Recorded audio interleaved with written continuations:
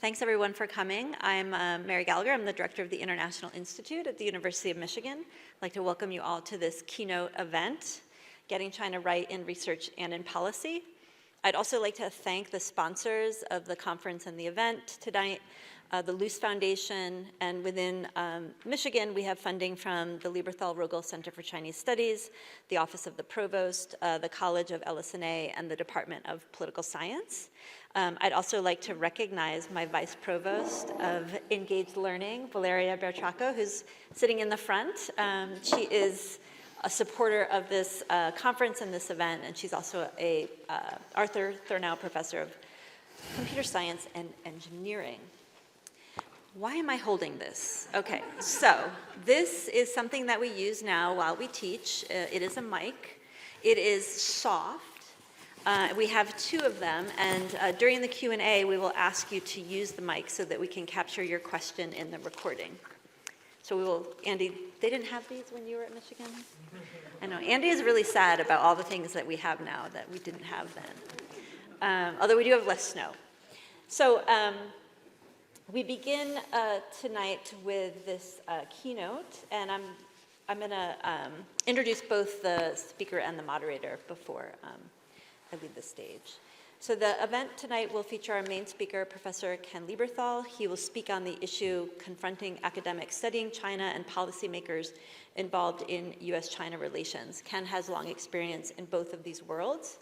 He's a Professor Emeritus at the University of Michigan, where until 2009, he was the Arthur Thurnau Professor of Political Science and William Davidson Professor of Business Administration. He served as the director of the University of Michigan's Center for Chinese Studies from 1986 to 1989, and he taught at Swarthmore College from 1972 to 1983 before joining the University of Michigan. Dr. Lieberthal is also Senior Fellow Emeritus at the Brookings Institution, where from 2009 to 2016, he was a Senior Fellow in the Foreign Policy and the Global Economy and Development programs. And from 2009 to 2012, he directed the John L. Thornton China Center at Brookings. From 1998 through 2000, Professor Lieberthal was Special Assistant to the President for National Security Affairs and Senior Director for Asia on the National Security Council. He has authored or edited nearly 24 books and monographs and continues to serve on the boards of a number of NGOs. After his remarks, Ken will be joined on stage by Professor Anne Cherlin, who will moderate the discussion and the Q&A. Anne is director of the Lieberthal-Rogel Center for Chinese Studies. She's also the Lieberthal-Rogel Professor of Chinese Studies and an Associate Professor of Public Policy in the Gerald R. Ford School of Public Policy at the University of Michigan. She co-created the Ford School's Global Experience program on China and has actively fostered relationships between the Ford School and schools of public policy and public administration. Her current research examines international variation in the assignment of blame for the COVID-19 pandemic, as well as racial and ethnic differences in the experience of the pandemic in the United States. Lynn is also working on a study of interventions designed to reduce bias against Muslims and on the scapegoating of immigrant groups in the name of US national security. She's been active in advocacy on behalf of the Chinese American scientific community. She received her PhD in political science from the University of Chicago and a BA in history and East Asian studies from Princeton University. So please join me in welcoming Professor Ken Lieberthal, who will now begin his talk with a real mic, not this mic. Thank you.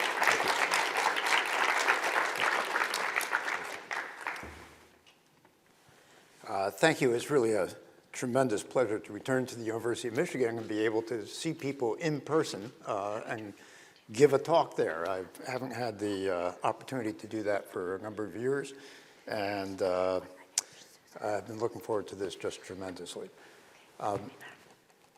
This conference, as I understand it, is focused tomorrow on getting China right in a very difficult environment for purposes of the academy, for doing good research, writing good analyses, teaching your students effectively, and training the next generation. And that's extremely important.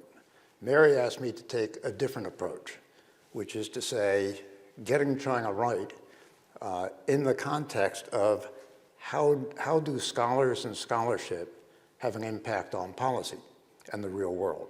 I should say the policy world. And she asked me to do this with a nod to history and to the substance of scholarship and to how you actually apply scholarship to make it policy relevant and impactful.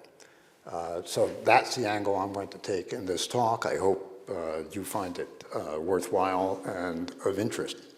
And I'm going to do it in a sense in a Chinese way, and that is I'm going to talk in terms of the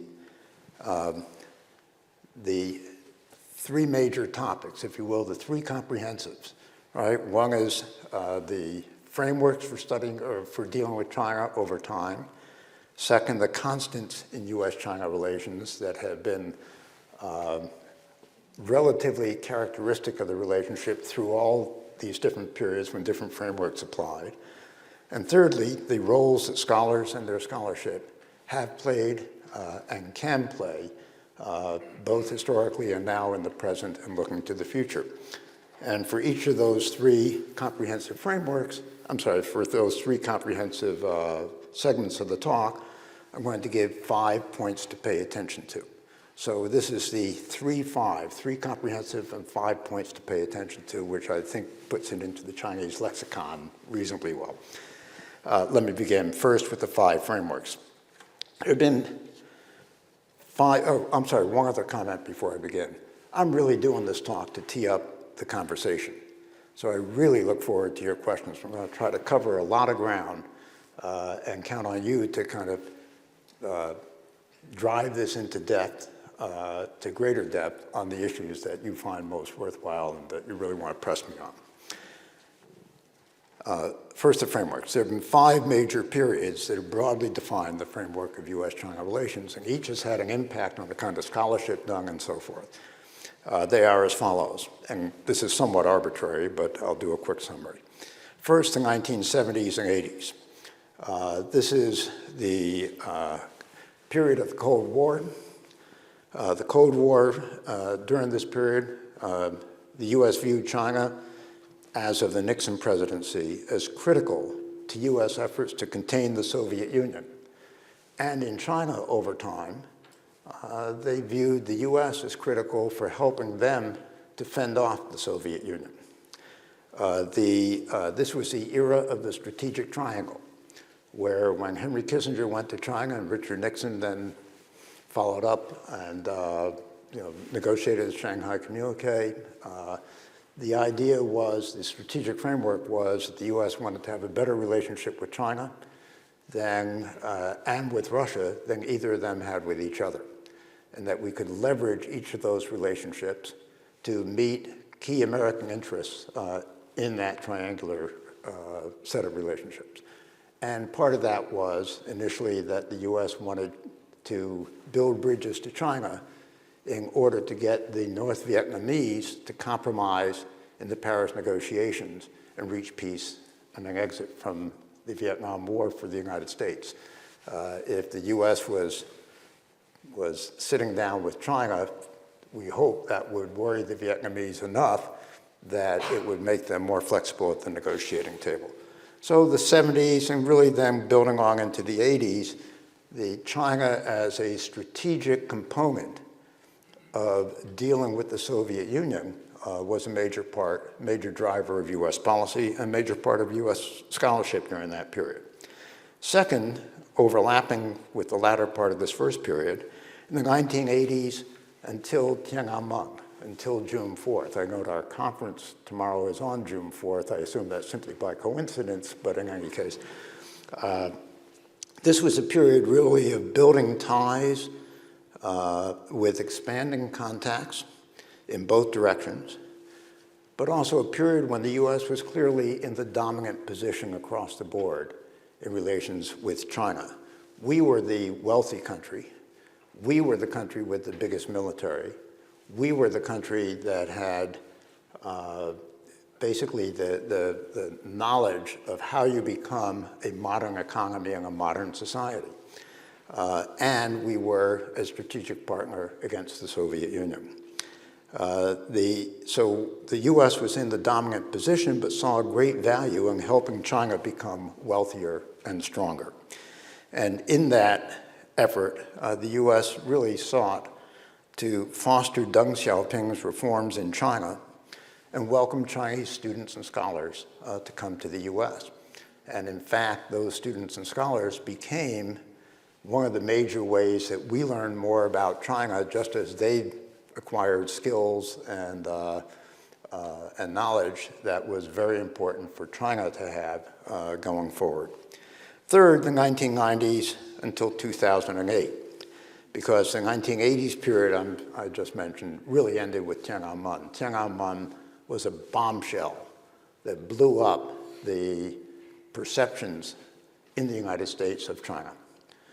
China went from being seen as the cutting edge of reform of communist countries to a country that was led by a bloodthirsty dictatorship that was willing to spill the blood of its people in order to maintain an authoritarian grip on power, and said at the end of it, tough luck.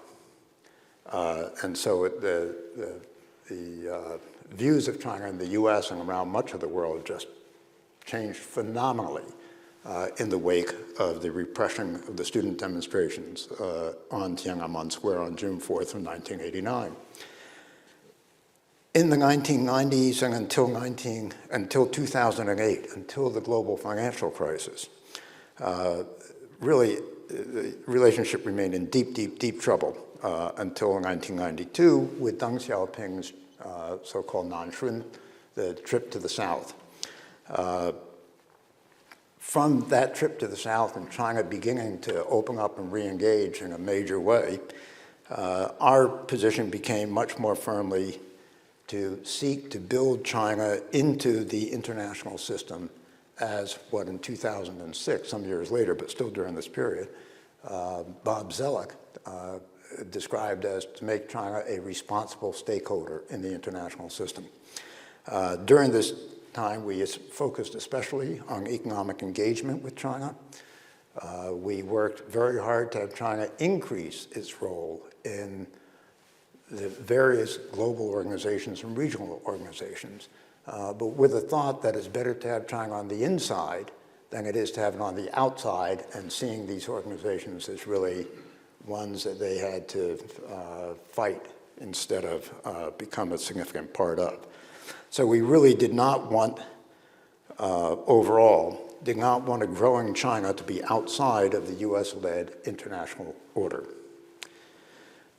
The global financial crisis occurred in 2008 and 2009. It essentially began in the US and in many ways reflected mistakes in the originating in the US that then just had repercussions around the world. After the global financial crisis, there were major shifts in the assumptions bracketing US-China relations. China had seen the US as really having the magic sauce, understanding what it takes to be a global leader, understanding what it takes, especially in finance, to be cutting edge. In the wake of the financial crisis, China sat there and said, oh my God, these guys could blow it big time. China instituted a major program to build out of the financial crisis, major stimulus program, really quite dramatic. The US, because of our internal politics, had a very inadequate response that reverberated for years. We had a very gradual recovery from that crisis, deeply divided us, and left us in many ways feeling too poor to undertake a lot of the initiatives that normally would have been just the kind of thing we do when we confront local problems. So China, also during that time, China realized that suddenly it was being treated as one of the two major global powers. It had arrived at the top table. It had arrived at the top table much faster than anyone in the Chinese leadership anticipated that would be the case. And frankly, I think they were caught unawares and were very unsure how to deal with so much attention and so much kind of looking to China to see what they would do in a much stepped up position in the global arena. China, on balance, I believe, became more assertive and clearly less in awe of the United States. The U.S., for its part, was thrown back on its heels and undertook a very slow and divisive recovery domestically. Both sides began to become more wary of the other, even as bilateral dialogues and cooperative efforts continued to expand. And I'm talking here about the period from 2009, the height of the financial crisis, to 2016, the end of President Obama's second term. Over time, despite the expansion in dialogues, expansion in cooperative activities, as China's economic recovery zoomed along, China's impact on the global economy and its impact on both jobs in the U.S. and U.S. corporate interests in China raised a lot of red flags politically in the United States. By 2016, there were a lot of concerns in the U.S. corporate community that we really need to change this relationship, that China is getting away with murder in terms of stealing U.S. intellectual property, limiting what we can do, subsidizing their enterprises to undercut ours, et cetera, et cetera, et cetera.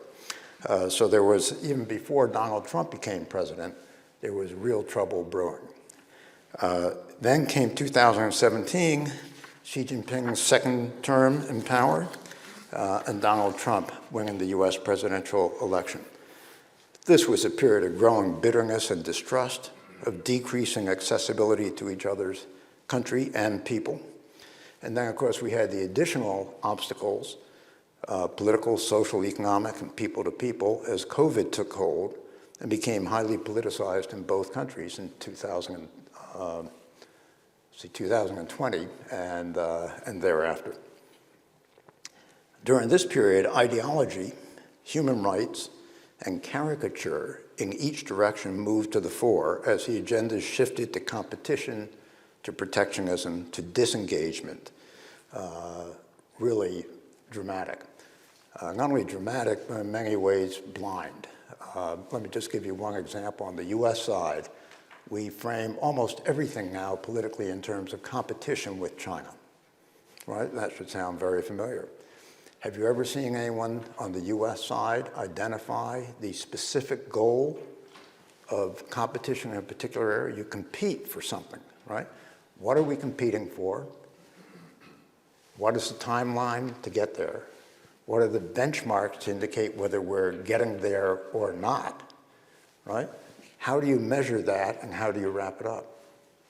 You never see that. You just see competition, which is to say that there is a mindset, but there's not a strategy, and not a consistency of policy or an integration of policy that, frankly, is very impressive. On the Chinese side, frankly, I see much of the same thing, different terminology, but also both sides really flying dangerously blind here. I think the current fundamental assessment in China is Xi Jinping believes that China should, kind of paraphrasing Mao Zedong here, should despise the enemy strategically but respect him tactically, which is to say strategically the U.S. and the West are past their peak and are in long-term decline. So over time, the East is rising and the West is declining. But the U.S. is still extremely powerful and is very capable of striking out and can still cause China a great deal of trouble. So you got to be careful, but be careful while understanding that you now have the initiative in your hands and the future is in your grasp. The U.S. believes that China seeks to dominate Asia to the virtual exclusion of the United States. and eventually to undo the post-World War II international system and the norms on which it is built.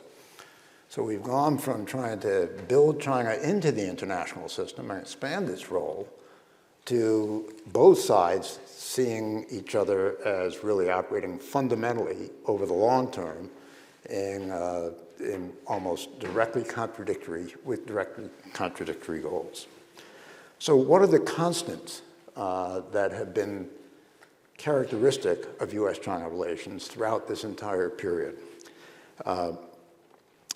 Let me identify 5. First, each leadership throughout has recognized that it needs to deal with the other country and cannot simply ignore it. That's against the background of 20 years when we did not deal with China at all, and we did largely ignore it. It was poor, it was weak. Other than the Korean War, we frankly didn't have to deal with it much. One of the major players in U.S.-China economic relations was the U.S. Treasury Department because it had the power to decide, for example, how many generations of chickens from China did you have to have living in Hong Kong? For how many generations do chickens have to live in Hong Kong before Americans could buy their eggs? Because they were no longer communist eggs. Wigs made in Hong Kong, hair clipped from Chinese women in the mainland, not in Hong Kong, were prohibited because it was just deemed to be still communist Chinese hair. That's how primitive this relationship was. Right? No longer.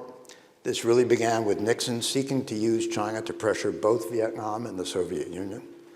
And then with China becoming the poster child of reform for a communist country in the 1980s especially. Then with Clinton, I'll pick this up later, so let me skip that point now. With the key points during this relationship, the Asian financial crisis, the global financial crisis, the increasing importance of climate change. In each case, the leaders of both countries recognized the importance of engaging the other and finding how they could mitigate some of the damage that these big events were generating. So first, leadership recognizes that it needs to deal with the other country and cannot simply ignore or isolate it. Second constant is that regardless of the state of the overall relationship, each side has continued to harbor deep distrust of the long-term intentions of the other side. The Chinese side, and I have run into this time and again, both when I was in the government and dealing with policy issues outside of the government, but in close association with the government. The Chinese side has always suspected the U.S. was eventually going to seek to disrupt China's rise. In the meantime, the U.S. would use China instrumentally to meet American goals.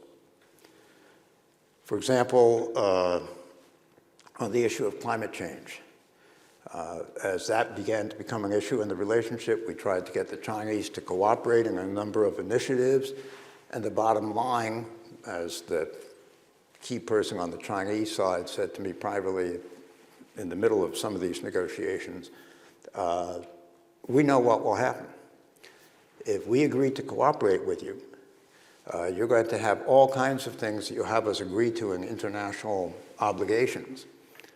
And then your US Congress will not cooperate with you, and you'll say, I'm sorry, we can't move forward, but you have to meet your obligations.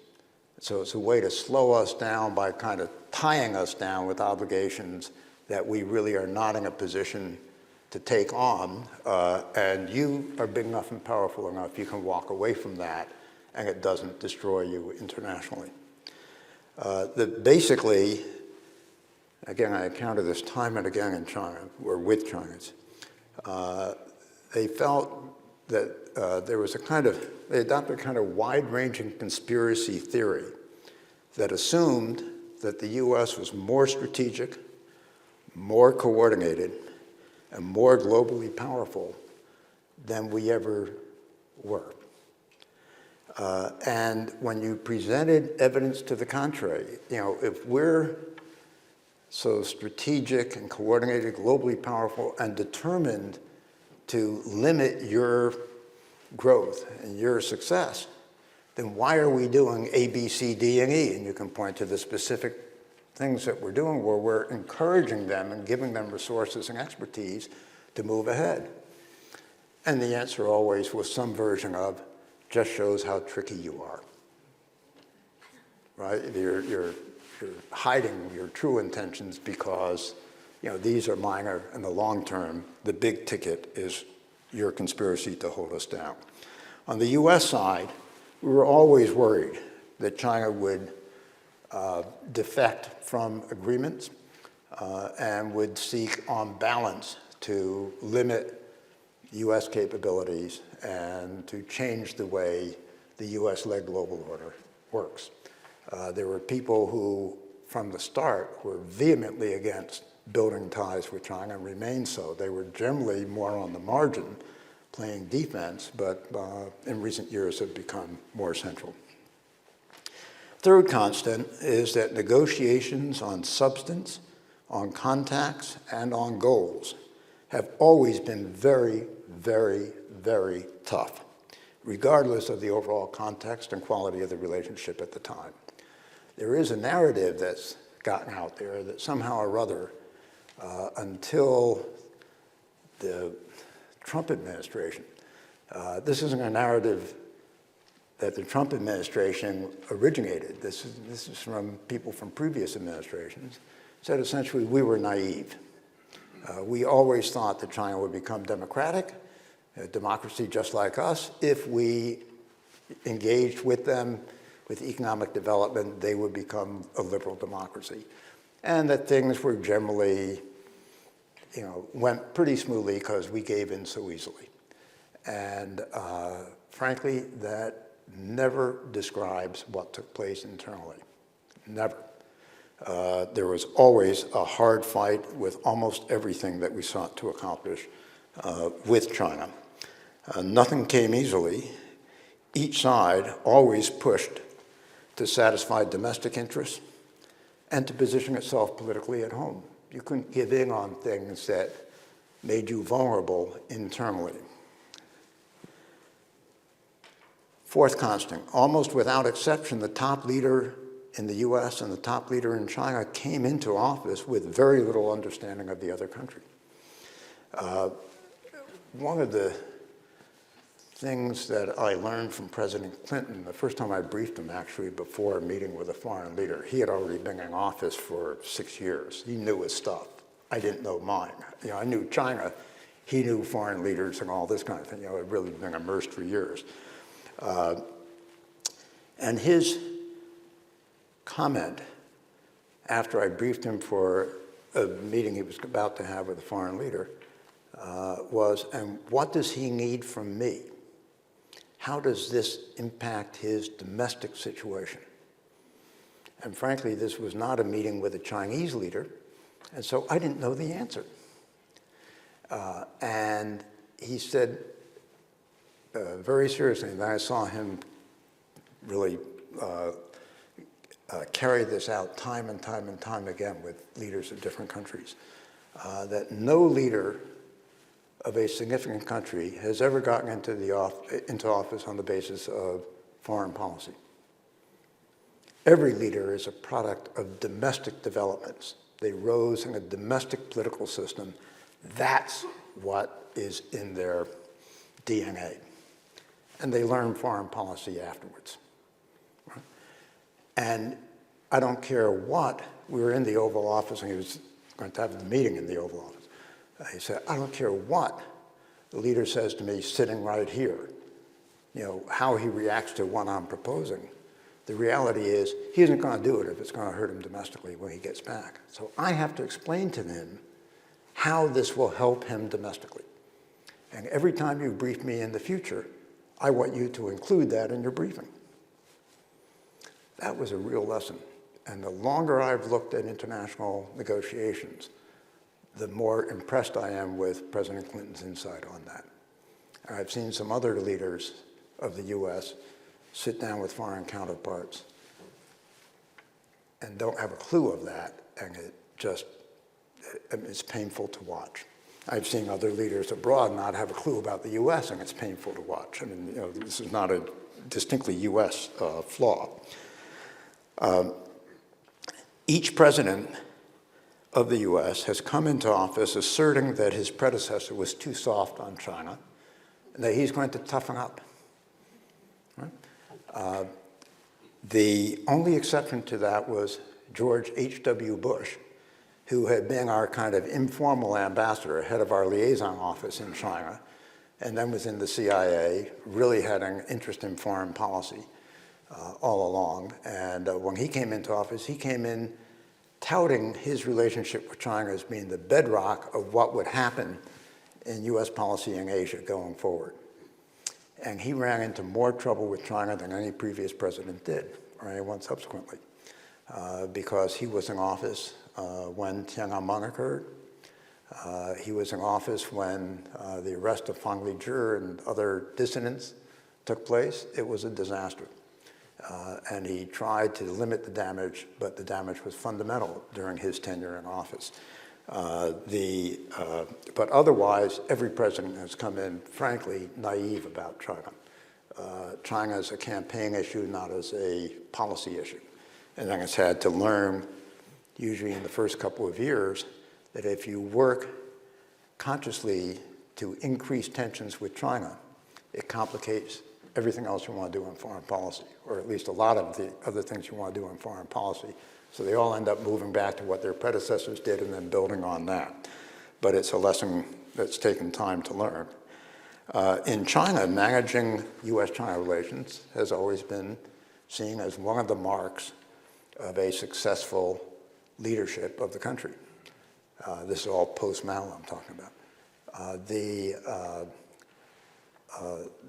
That is different, though, from saying that any leader has really understood the United States. I think none has. If you look at, for example, the Chinese foreign minister never serves on the Politburo, far from the Politburo Standing Committee.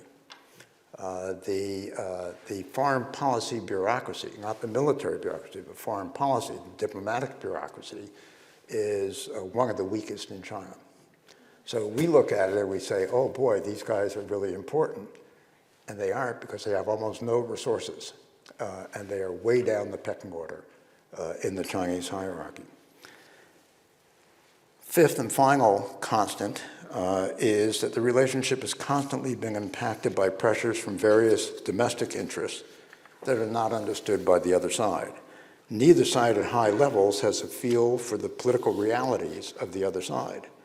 The Chinese side has fundamental problems understanding the notion of separation of powers and of a federal system of government. Try explaining that to Chinese counterparts, how our separation of powers works, the mechanics of it and the philosophy behind it. And just read the blank stares that you get. It's just incredible to them that any system would try to work that way. And so when they see congressional opposition to a presidential initiative to do something or other to improve relations with China, they always think to themselves, they're just playing good cop, bad cop with us. We can't do this because the Congress won't let us do that. When everyone knows the president makes foreign policy and the president can do what he wants, that kind of thing.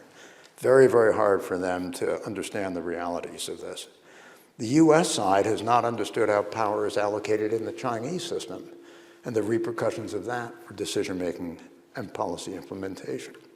Each side, therefore, sharply discounts protestations on the other side of why certain domestic pressures limit the leader's ability to make an agreement or to implement what they have agreed to. It's always seen as bad faith rather than understanding the real dynamics of the system and the contours of power and limits on that power. Let me turn then to the 5 roles of scholars and their scholarship in this relationship. Within these changing frameworks, and in the context of the continuities in U.S.-China relations that I've just gone through, scholars have been critical as explainers of China to the U.S. And also as explainers of the U.S. to China. And occasionally, on the US side, some scholars have moved into key positions on China in the US government. If you think of normalization, of the original Nixon visit and beginning to build China into US policy, and then a follow-up with the Carter administration and normalization of relations, the key players in that were 4 scholars, right? Richard Nixon, Dick Solomon, who was a University of Michigan professor, and then under President Carter, Michael Oxenberg, trying to remember, another great scholar, Zbigniew Brzezinski, who Mary was just telling an anecdote about while we were standing there before this lecture. Scholars have played a role at times, but scholarship and the advice of scholars from outside the government has played a consistent and important role. In explaining China to the US, there are, I think, 5 areas that have been particularly important. One, the China's system dynamics. Basically, what does the formal organization chart of the Chinese political system tell you about the distribution of power and authority? And the answer is most US government officials don't have a clue. So, for example, when you get to very basic things, like, I don't know, a central ministry and a province have the same rank in the Chinese system. Units of the same rank can't issue binding orders to each other. So you have to negotiate. 2 provinces, one province can't issue orders to another province. You have to negotiate. So what does negotiation entail? What kind of consensus building has to take place in order to get things done and adhered to? And in US-China relations, how can the US side frame things in a way that helps build that consensus? Scholars have said a lot about that and have advised the US government at various times in various ways on reflections of that kind of issue in China. I have never met an American government official who has come up through the ranks who has had that kind of information because they're too busy, in the policy arena, don't have time to do that kind of research. So it's up to scholars to bring that kind of knowledge into play. How much decision-making power do various actors have? What do they have to contend with in making and implementing decisions? What is the political calendar in China? The rhythm of politics on an annual and then every 4-year or 5-year basis. And what are the reflections in what you see? And again, it's things that scholars have studied, have advised the government on, but within the government, that is not widely understood information. And remember, we keep turning over the top positions fairly regularly.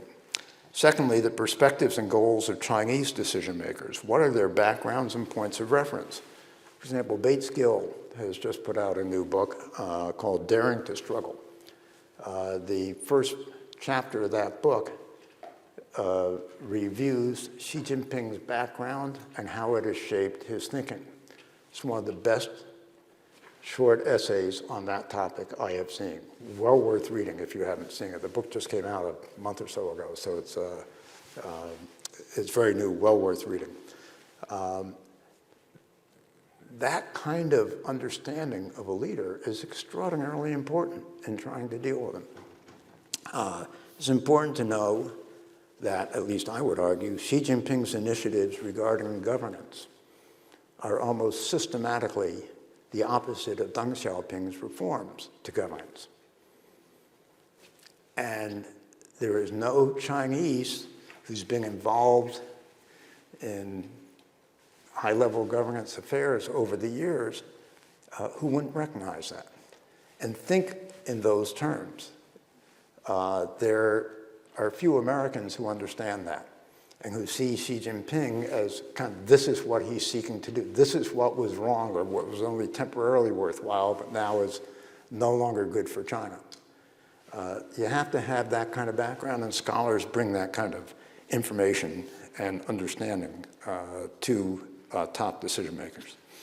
Thirdly, the domestic problems that are the top priority of Chinese leaders. You know, what are they contending with? What are they vulnerable on? Fourth, explaining the Chinese understanding of US policies and their reactions to specific developments on the US side. I'm going to speed up because I see I'm running long here. And so let me finish in less than 5 minutes. But things like why we undertook TPP negotiations, Trans-Pacific Partnership negotiations. What was the thinking behind doing that? What was the real thinking behind the pivot to Asia that the Obama administration undertook? The Chinese saw those things as very, very differently from the way we saw them, and at least in the White House saw them. And you have to be able to explain to people in the White House how the Chinese are viewing that, so that they understand how to deal with China in the context of these large initiatives. Now, these kinds of contributions are exceptionally important as US-China estrangement is driving both sides. Direct access to each country is diminishing in ways that were almost unimaginable as recently as 5 years ago. And policies in both directions are being driven by shallow caricatures and simplistic narratives. So what does this new situation mean for the roles of scholars? What issues they can engage on, what they should change, if you will, in training the next generation of scholars on China. And here as elsewhere, again, I'm talking about in terms of impacting policy, not in terms of academic, scholarship for the sake of other scholars. I think scholars can play their most important roles fundamentally by continuing to provide the types of deep understanding of Chinese leadership goals, fears, and perspectives, the major challenges the leaders perceive, and the relationship between US-China relations and those challenges, the changes in how the Chinese political system is operating, and how those impact our understanding of real Chinese intentions and capabilities, the opportunities to coordinate with China on issues where such coordination is critical for key interests of both sides, and the historical, cultural, social, institutional, and normative factors that shape the Chinese leaders' sensitivities, perceptions, assumptions, and operating environments. All of that lends context to decision-making, much of which you have a hard time identifying in decision-making currently.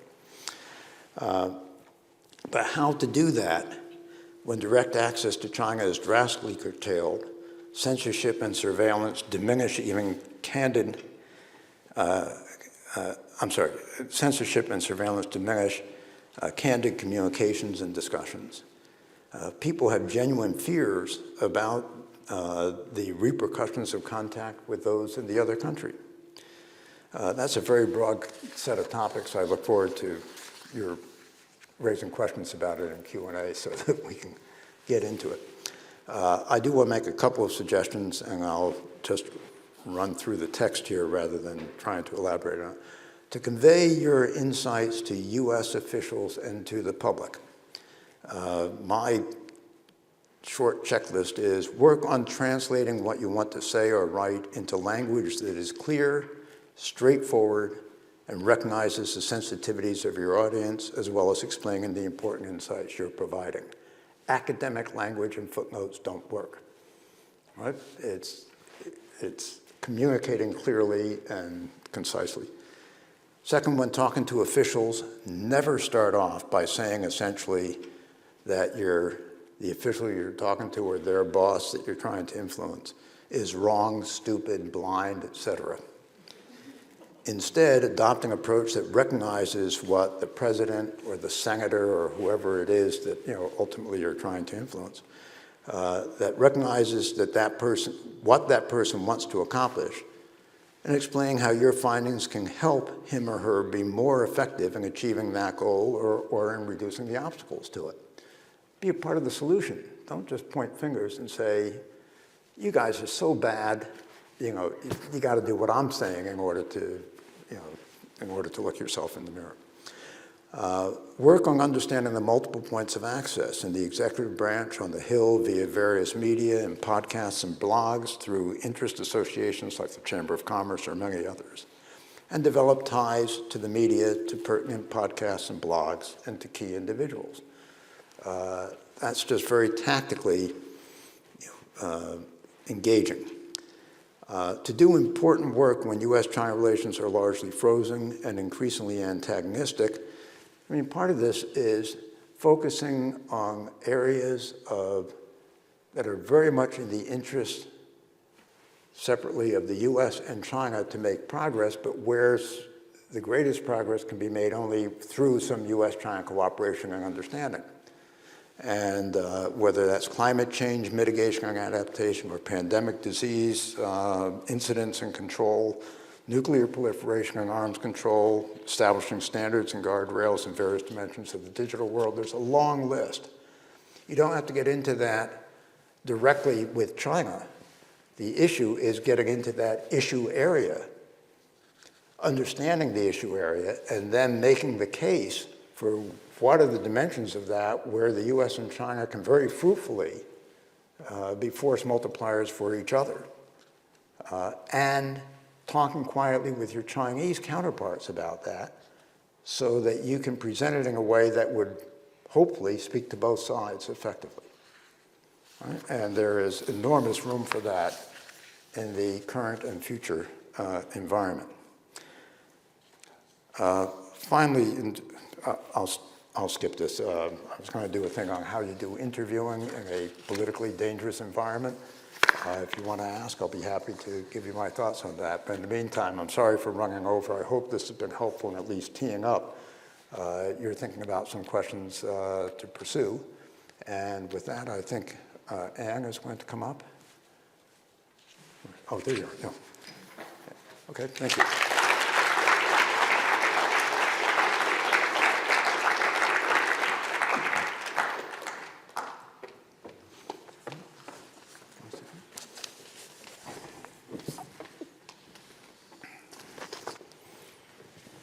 Ken, thanks so much for that talk. It's really an honor to be with you today. It's always an honor to be able to sit on a podium with Ken Lieberthal. But what's really great about our audience today is that everybody here is so knowledgeable about these topics and so interested in this subject. And so I really just want to tee us off and then hope that you will jump in. Okay. When you jump in, can we pull this podium back a little bit so that people on that side can actually see us both? So, oh, maybe that's locked. Okay. that would help. Okay. Yep. Great. Okay, I've done my part. The rest is yours. Okay. Let me just remind you that the boxes that Mary showed us, those are your microphones. They can be moved around the room. We also have more traditional hand mics. When you ask a question, please go to a microphone or have a microphone brought to you. That way we'll be able to get what you say for the recording and the transcript, and also we'll be able to hear you in this really beautiful but very large room. Mm-hmm. So thank you so much, Ken, for all of the points that you made. And I guess the one thing that I wanted to ask to sort of start us off is, when you think about the relationship between the U.S. and China, for a long time it was a U.S.-China relationship, and other countries sort of were, not as primary in that relationship. But one of the things I think that you see now on the Chinese side, of course, is the real efforts at diplomacy, at foreign aid, at foreign investment, and cultivation of relationships with other countries in multiple ways.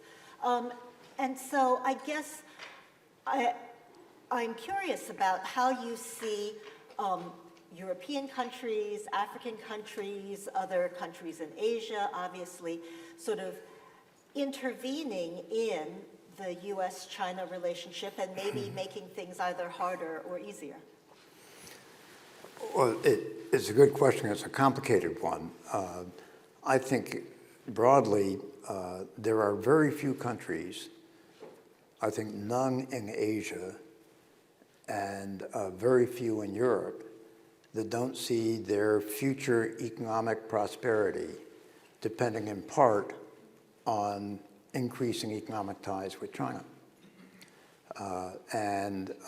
If you look at, and in Africa, that is also the case. China's role in Africa is huge. Its role in Latin America, less so, but growing. If you look at the overall statistics, I don't have the exact numbers in front of me, but they're easy to generate. For most countries in the world now, I believe, China is the largest single trading partner they have. China now is engaged in direct investment abroad at a huge scale. And the Chinese market is very attractive, has been. COVID has complicated things by quite a bit, but probably in the future again will be very attractive for multinational corporations around the world.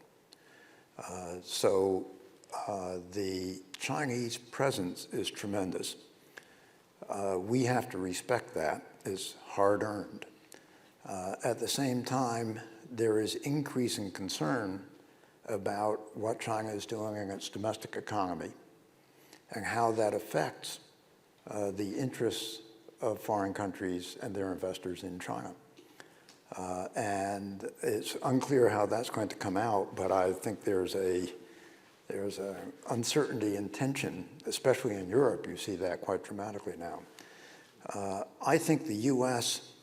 has a problem in that we are trying to compete with China on the economic side, standards, investment, et cetera. But we're trying to do so at a time when we are also turning inward and becoming more protectionist ourselves. One of the great attractions of dealing with the United States has always been the openness of our markets. And richest economy in the world, and our capital markets are open and very dynamic and fluid and deep. If you want to really grow, get into the U.S. as part of it, right? And now we're saying, look, meet the standards that we want to have you meet. We're happy to provide advice and to help coordinate. That's much better than what China is doing. But don't count on access to our market because, frankly, that's not really going to play well in the United States. That's not terribly attractive. And so I think we're kind of competing without competing. We're competing rhetorically, but not where we really need to be. And I think, frankly, that a lot of the ways that China is going about things are not particularly helpful to the international economy, but it's getting to be, even though they're a smaller economy than we are, it's the biggest game in town for a very wide array of countries. On the security and diplomatic sides, I think the situation is somewhat different. China is making major investments in modernizing its military and its paramilitary forces. Its merchant marine, its Coast Guard, just a wide variety of forces. And I think that has really caught the attention of a lot of others. And they worry about it because China has played hardball, both on territorial issues where they have territorial conflicts, and also in terms of you can get on the outs very quickly if you go against them politically on a sensitive issue, and the retaliation is multifaceted, both economically, but also diplomatically and sometimes on the security side. So we have to deal with them in a wide array of ways. It's differentiated. It's not just China, but it's China in this domain or that domain. And I think, frankly, we are, in a sense, broadly speaking, approaching this in a more successful way on the security side than we are on the economic side. And diplomatically, I don't know, frankly, I think the biggest problem we face is Donald Trump. And he's the biggest problem we face because if everyone sits out there and says, what kind of agreement can we reach with the United States and be at all confident it won't be reversed 2 years from now? And frankly, they got a good case, right? And so that's a huge problem. I don't think we help ourselves by, in a sense, advertising ourselves as the leading democracy against autocracies.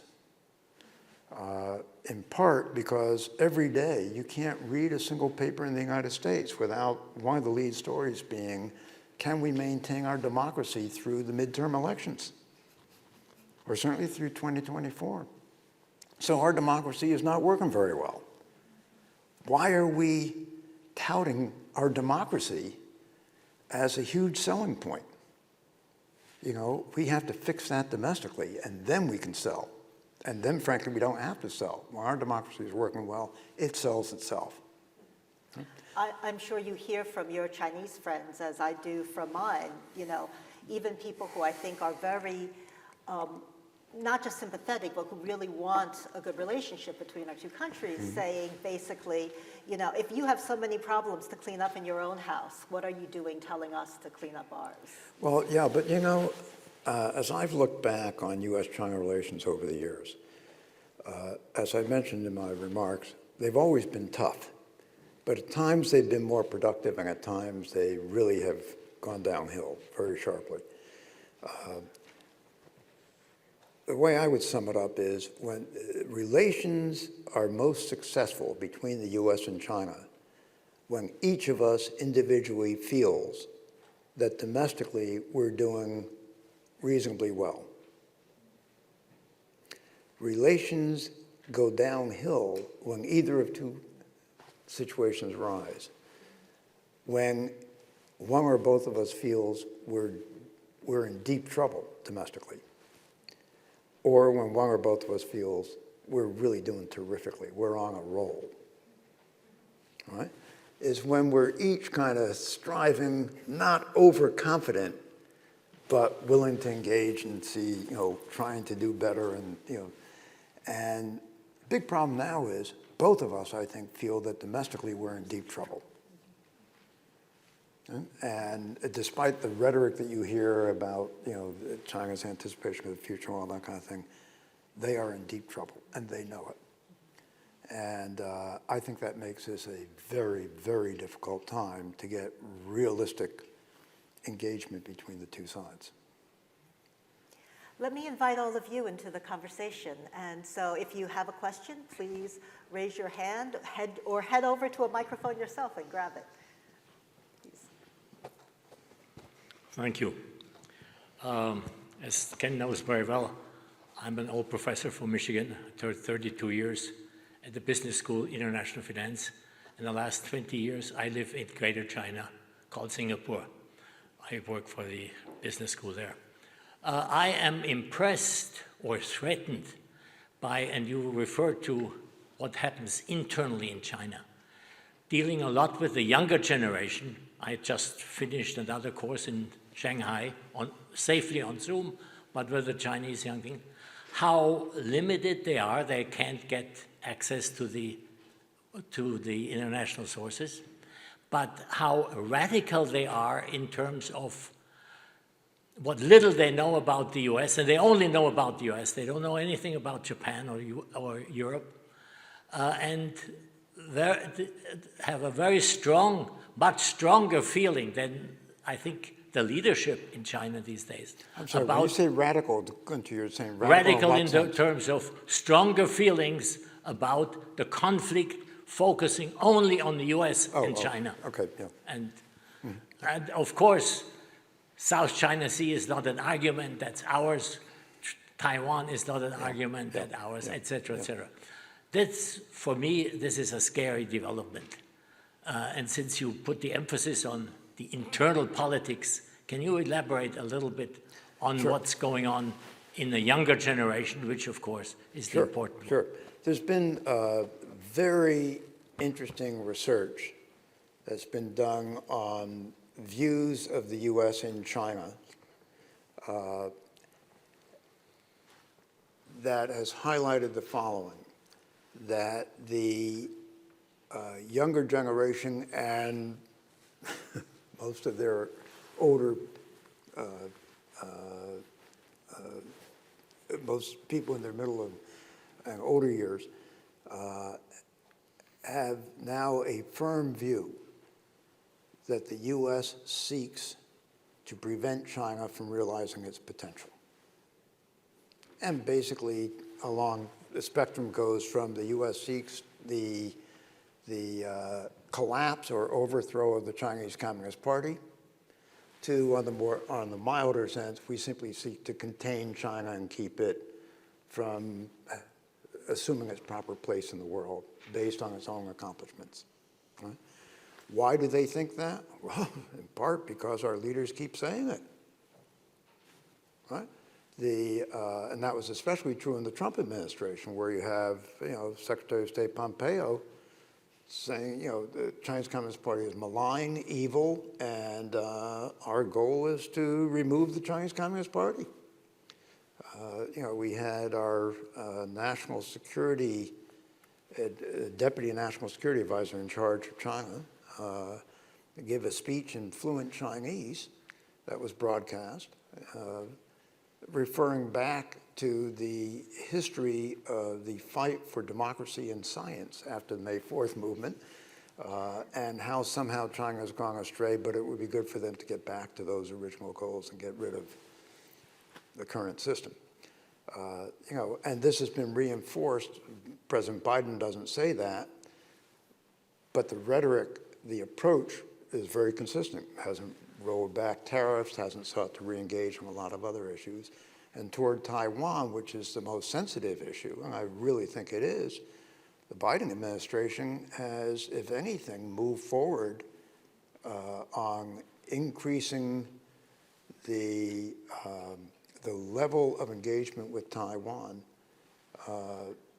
in ways that go, arguably the Chinese see, with some reason, as almost encouraging Taiwan to be sure never to think about re-engagement in the sense of reaching a final settlement with China. I'm sorry, we're telling them that our real goal has always been what they think it is, what they've suspected it is. So we just reinforced the hardliners there, those who have always been skeptical. The Chinese media, of course, takes that and just, amplifies it 100 times and cuts out any suggestion that there's some modification or that some of that is a reaction to what they're doing. I gave an interview to Wired, what's it called? The Wire China, which was played in China the following day, was all over the Chinese media. The problem was my interview, which was quite long on U.S.-China relations, articulated both what the Chinese were doing that was very problematic and what we were doing that was very problematic. What was circulated in China was what we were doing that's very problematic. Not a single word about what China was doing. Okay? And there were attempts on Weibo and WeChat to take the full interview and put it on, and it was immediately censored. Right? Hello? Right? Now, having said that, the same public opinion research indicates that many Chinese, most younger Chinese, still admire the U.S. educational system, society, the openness of society, the freedom on the internet, and, social media, et cetera. So that it isn't that the U.S. is a terrible place, it's that we want to have a terrible outcome for China because we see China as competing with us, right? And that leads to what we see. Someone else, Melanie? please. I think you wait need for a the microphone. please. It's coming. It's coming. It's coming. It won't pick up. So this is a sort of to finger on the last question, because I had wanted to ask about Taiwan. Mm-hmm. And as I'm listening to you and you're talking about constants, and I'm wondering whether you see The U.S., since this period you're talking about, the 1970s, since the agreement, since normalization. I'm sorry, can you hold the mic a little Sure. closer? Yeah. Whether you see Taiwan as a constant in the U.S.-China relations, and you just suggested to me that the U.S. is now doing, obviously we see Biden's misstep or misspeaking, but this has happened before. I mean, Trump did this in the campaign. We have all through the decades seen, so we have that constant of the strategic ambiguity, but are you seeing something very different now? So do you see this, the Taiwan factor as a constant or something that's changing quite dramatically now? Very good question. Taiwan factor has been a constant issue in U.S.-China relations. It at various times has become a source of great uncertainty and tension, and at other times it's almost disappeared.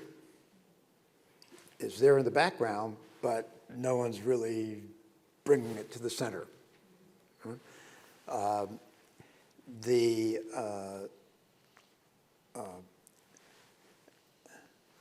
Let me give one anecdote and then address what the Biden administration is doing, okay? The anecdote is when Chen Shui-bian was elected president of Taiwan.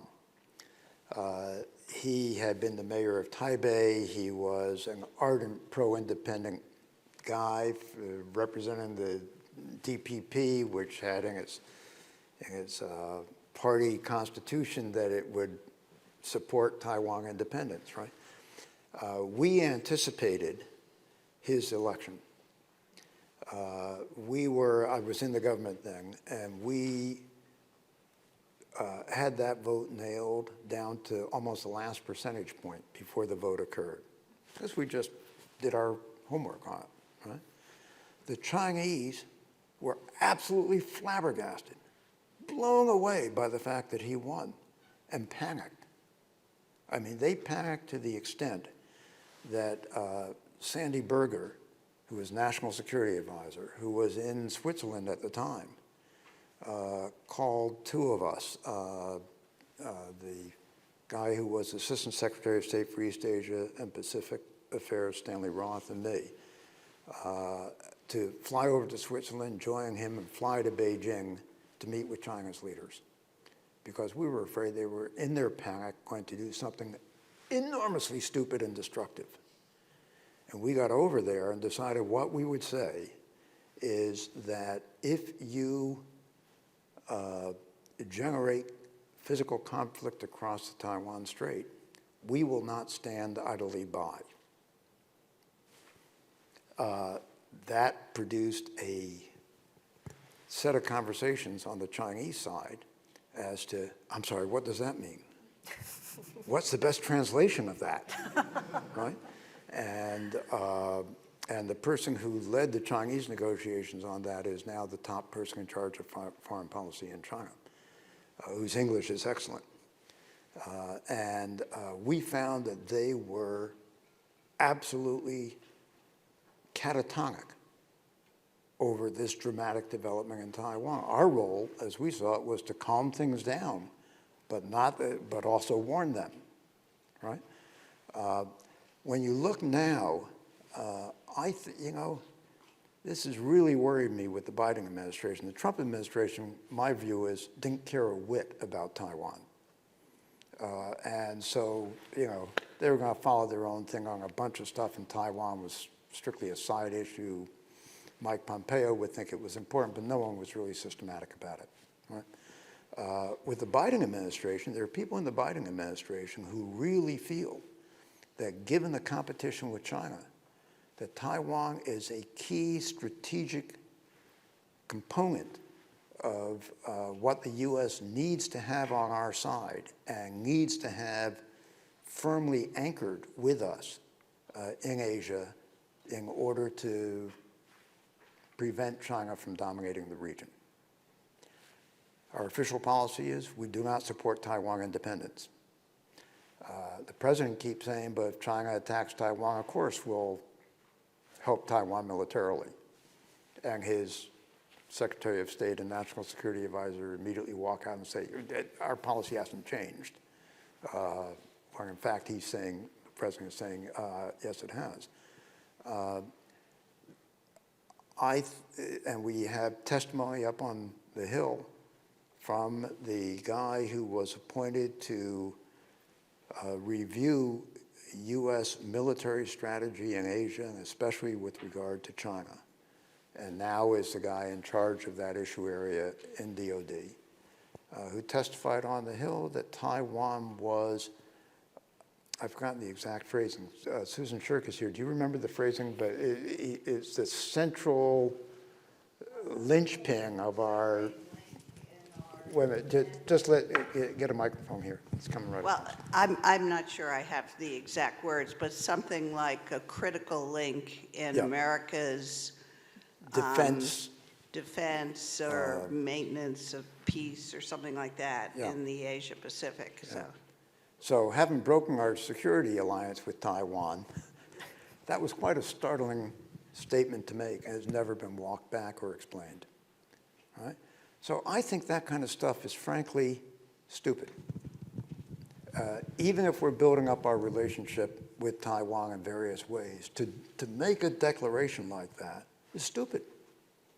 It increases the chance of conflict, gives the Chinese side every motivation to aim for acquiring the capabilities necessary to bring Taiwan to its knees. All right? Why do that? You want to quietly build up Taiwan, quietly change their defense strategy to more what's now called a porcupine strategy, the capacity to make themselves too expensive to occupy, if you will, kind of what Ukraine was doing before the most recent stage. Fine, all to the good. But to declare the kinds of declarations that we've been making is to just motivate the other side, motivate Beijing to say, well, we know what those guys want to do, and that is absolutely intolerable to our legitimacy and our long-term goals for this country. So I think it's a big issue, and I don't think we've handled that very well. Hi, can I, just a short two-finger. Would you state, just... Short two-finger on that. I think the Biden administration, other folks in the Biden administration tried to, it's not been repeated. What Ratner said has not been repeated, and they have tried to calm the waters and say, they never said this is not our position, but they haven't repeated it. And certainly, I think most of the folks in the Biden administration do not agree with that position. But admittedly, it has sown a lot of confusion. When you walk back some positions, some statements, and don't walk back others, those that haven't been explicitly walked back tend to be taken very seriously. Anyway, so I just think we have been unnecessarily provocative in things that are the most sensitive dimensions of that relationship. Andy? Yeah. Thanks very much. I mean, a great talk. I have a question that is more about how to work with Chinese perceptions. So you were talking about this kind of general tendency towards conspiracy theorizing about certain things that are, I think, legitimately kind of interpretable as such. Just as a practical matter, because we're seeing so much of it in the political discourse here in the U.S. right now about how it's just impossible to just kind of get out of that that race to the bottom. How does one work with one's kind of Chinese interlocutors to kind of disabuse them if possible, of that kind of thinking about intentionality that might not be there, and give a better sense of kind of what may actually be going on. I'm sorry, there's enough of a kind of echo as I hear your voice up here that I'm having trouble understanding. What is your bottom line question? So when you're talking with a Chinese interlocutor, what are some of the strategies that one can use to disabuse them of these priors? Well, okay, yeah, very good. I have said to Chinese who are good friends, I mean, not in a more formal setting, and often to American friends, that I frankly don't recognize my own country in some ways in the last 5 years. I just don't understand it, frankly. I understand the Biden administration more than its predecessor, but I am constantly shocked by what I read in the papers and in briefings and so forth. I think you have a very, very tough time now saying that the United States is not determined to hold China down and to prevent it from becoming, a true peer competitor of the United States. It's based on, I think, in part, real developments in China that are in many ways very worrisome from a U.S. point of view, and legitimately so, but also on a simplistic notion that this is an autocracy. If Xi Jinping snaps his fingers, all of China jumps, which is not true, letting, in a sense, almost sloganeering substitute for nuanced policy and nuanced policy process. And it's very tough. I mean, what I would say now is, frankly, the traditional conspiracy argument is that the U.S. is more strategic, coordinated, and powerful than we really are. But that was the basis of the argument. You can make a very convincing case now that we are not strategic, coordinated, or as powerful as we once were. Right? I don't like to make that case. That isn't the argument I would like to make. But I don't know, I think on both sides, this relationship is now in a kind of ecosystem that is not conducive to good policy and not helpful for future peace and prosperity.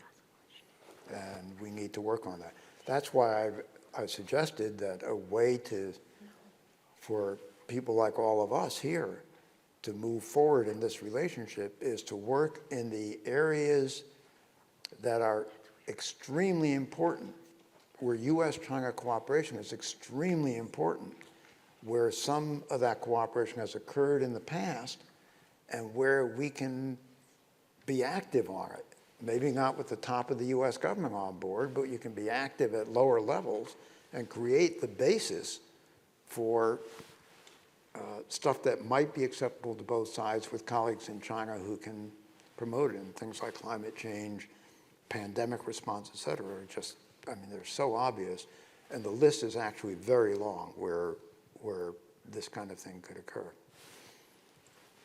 One of the places where you've seen that kind of cooperation occurring is at the state level, and really been pushed by economic development interests, right? And I'm wondering whether you think that is a point of strength or also a point of weakness given the political environment. No, it's interesting. I have always found that when you look at state governors, for example, somehow or other Chinese investment is always a good thing, right? And selling into the Chinese market is always terrific, and those Chinese are terrific folks, right? So at a state level, I think it's generally a good thing. The irony is that you move from state to congressional level, and the representatives of those states often are arguing the opposite. And it's peculiar. I used to get very involved with congressional delegations to China and some other programs that involved the Congress, Senate, and House, different different opportunities with them. And what I found repeatedly is if you sit down with these folks, if you spend a week with them, and some of these programs did that, off-site for a week kind of thing, you know, they're very interesting people. They're very curious. They got into public service for all the right reasons. Each has their own story, but really serious, right? They have their own goals. Good stuff. Then they go, the program's over, they go back on the Hill, you see them do a news conference a week later, and they're saying the exact opposite on every single issue. And it's because the dynamics of the Hill don't allow them to say what they really think and to act on it. It literally doesn't allow them. Now, this was before Trump. Since Trump, I think it's gotten much, much worse. And so so I think the state-to-state is terrific. Really should be nurtured. I think the Chinese want to nurture that too. You talk to people at the Chinese embassy in Washington, they're all over that, you know. The communications now, especially people going back and forth, is very tough, but it's a good thing. But for national policy, it's just, somehow or other, our national politics have gotten so divorced from the realities of U.S. life and the U.S. economy, et cetera, on the ground, that it's just, you know, I at least don't know what to make of it. I'm sorry, I'm sounding more radical than I typically think of myself, but anyway. Thank you, and I found this discussion really illuminating. And since you mentioned state level, that remind me that a few years ago when we were at a panel speaking with us at the state level. I'm sorry, you have to talk more directly. Oh, can you hear me now? Yes. Yes. Yeah. Yes? Yes. Can you hear me now? Yes. Yes. Yes. Okay. Okay. You can't hear me say yes. Thanks. This is very illuminating. It reminded me that a few years ago when we were at a state level, we were having regional symposium speaking to the state level officials. You told me not to use the term fragmented authoritarianism because you find it's an academic concept that's not necessarily, it could be misunderstood by, when we do public engagement. And that sort of remind me that how hard it is nowadays to for academic scholars to publicly engage with the policy audience. And I teach in a policy school at Johns Hopkins SAIS where there are 1,000 master students, where some of them are very interested in becoming academic experts, but others are mostly interested in having policy jobs. And in the future, I'm sure they have become policymakers and ambassadors. And the latter group has far less interest in history and academic jargons and academic theories. So how to integrate these two groups in the same classroom, knowing that you're teaching for the generation, the future generation, and it's a very important job, right? But at the same time, I find it very challenging to do, and I would look for your advice on that. You're better off asking someone who is teaching. I haven't taught for more than a decade. So does anyone want to answer that question? I have never seen this large a group as quiet as this. No? Maybe let's try and discuss it dinner tonight, okay, and bat that back and forth a bit, because I don't have a simple answer to it.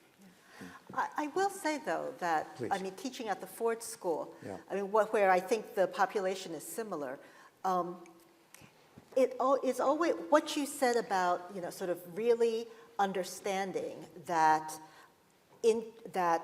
policymakers care about their domestic audience and that their continued leadership depends on their domestic audience is really important for people who are going to go and be in government, because they might not care or understand that much about China qua China, but if you can make the argument about the importance of China to the US, or on the flip side, if you can make the argument about why Chinese leaders are constrained by their population, do have multiple voices in the party that they have to integrate. You know, if you give them an understanding of how China works as a country, it can be more useful because it's something that they can sympathize with, if that makes sense. Yeah. Other question here? Yeah, there's a question back there. Hi, hi there. Thank you so much. I was really struck by the comment about the quiet talks, talking quietly with one's counterparts in China, not to address issues head on, but rather to feel or see through where there might be moments of collaboration available. And I'm curious about what kinds of quiet talks you think we need to have as scholars, perhaps in this room, because of course we're all very different. Even though we're all excited about China, we have very different positions, we have very different disciplines. And so I'm curious if you see any room where we as a community of scholars can be having quiet talks. Thanks. Being among yourselves rather than with Right. Chinese Yes. counterparts, right? Yeah. Gee, you know,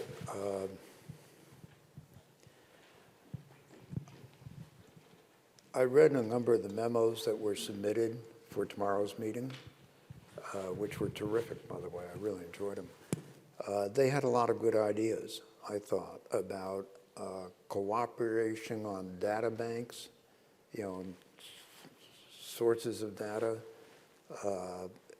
periodic discussions about sharing research findings early on, inviting people in to discuss them and to play off of them and develop their own research that enriches it, to share information on contacts that are helpful in China or elsewhere. I mean, you know, when you deal with business, with the scientific environment, with the digital arena and so forth, you're dealing with issues that have key players, you know, in a lot of countries, and both the U.S. and China are big players in these arenas, and so there's a lot of room to engage, not directly with the Chinese counterparts, but in ways that make you more knowledgeable about issues that that you can bring into play in your discussions and work on China, discussions about and work on China. So I think, I mean, maybe that's something to bring up more fully tomorrow, but I think, you know, I've been impressed over the years. When I first started studying China, in fact, when I came to the University of Michigan, which was in 1983, I was already a full professor, so I mean, this wasn't my first job or anything, but when I came here, the China Center was terrific, but it was all about China in a narrow sense. It's, you know, it's you're a China specialist, you aren't really an economist or, you know, whatever. You know, it really was, this is China at the University of Michigan. Now China is everywhere at the University of Michigan. It's hard to find a department that doesn't engage on China issues and doesn't have people who have colleagues in China or research on China or, you know, that kind of thing as part of their professional career. So it's just very important to my mind to have platforms for discussion among scholars, maybe in political science or across disciplines, whatever, but that in a sense focus on problem areas and what's going on there. How do you engage on that? What are the opportunities? What's the data?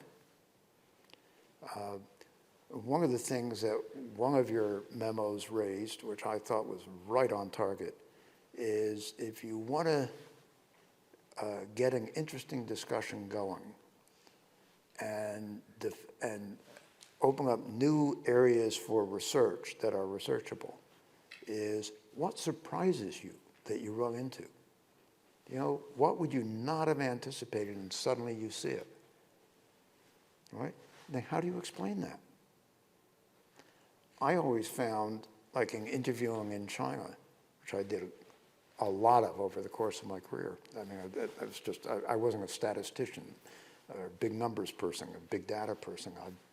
I was trying to figure out how things work and how you find out about things. One of the things I brought to the table always was an assumption, which I thought, frankly, I had no reason to question over the years, that the people I'm dealing with are smart.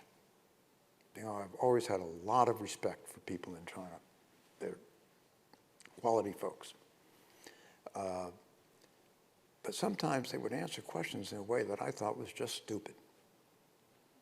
Couldn't figure out why they were given that answer. And what I learned was when someone says something that strikes you as stupid, and that person is smart, you should take it as indicating that there's something very important about the environment they deal with that you don't understand. And so what you want to do is to put that on your agenda. How does a smart person come up with that conclusion or that way of handling this issue? Right? What is it? And frankly, that has driven a lot of my own research over the years. Those are the interesting things. Right? And learning how Chinese think in a variety of ways, and this has changed over the years. I mean, China has changed a lot, and you know. But for example, when I first started doing research, this was back in the beginning of the 1970s on my dissertation, and I would ask, well, what about in 1952? And I would always get a blank stare. Right? If you ask about the conclusion of the 3 Anti-5 Anti-campaign, they know exactly what you're talking about in what period of time. They would identify in those days time by political movements, because that impacted everyone. If you do it by year,